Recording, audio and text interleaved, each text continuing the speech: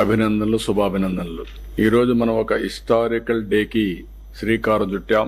కొత్త ప్రభుత్వం వచ్చి 12వ తారీఖు ఒక సంవత్సరం అవుతుంది. ఈ సంవత్సరం కంటే ముందే ఒక విజన్ తయారు చేసుకున్నాం.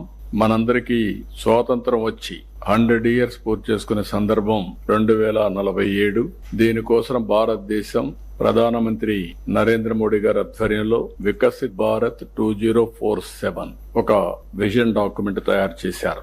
మనం కూడా దానికి సింక్రనైజ్ చేసుకుంటూ స్వర్ణాంధ్ర విజన్ 2047 కి మనం శ్రీకారం చుట్టాం. ఇందులో టాప్ 10 ప్రిన్సిపల్స్ మీరు ఒక్కసారి చూస్తే, పేదరికం లేని సమాజం, జీరో పావర్టీ, అదే సమయంలో P4, ఎందుకంటే ఆర్థిక అసమానతలు తగ్గించే లక్ష్యంగా P4 కూడా తీసుకొచ్చాం.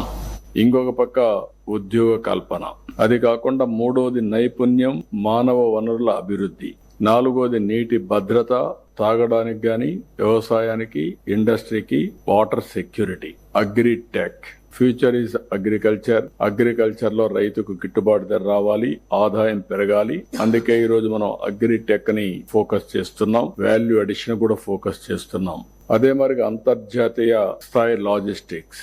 యాజ్ ఆన్ టుడే మనం చూస్తే మన దేశంలో 14% లాజిస్టిక్స్ కాస్ట్ ఉంది. ఇంటర్నేషనల్ గా చూస్తే 8% ఉంది. ఈ 6% మేక్స్ ఆల్ ది డిఫరెన్స్. దీన్ని ఏ విధంగా సమర్థవంతంగా తగ్గించగలుగుతాం, ఏ విధంగా మనం ముందు తీసుకుపోతాం ఆలోచించడం కోసం అంతర్జాతీయ స్థాయి లాజిస్టిక్స్ ప్రొవైడ్ చేయాలనుకుంటున్నాం. ఇంకొక పక్కన ఇంధన వనరుల సమర్థ వినియోగం. మనం ఎప్పుడు మాట్లాడినా ఓన్లీ పవర్ గురించి, ఎనర్జీ గురించి మాట్లాడతాం.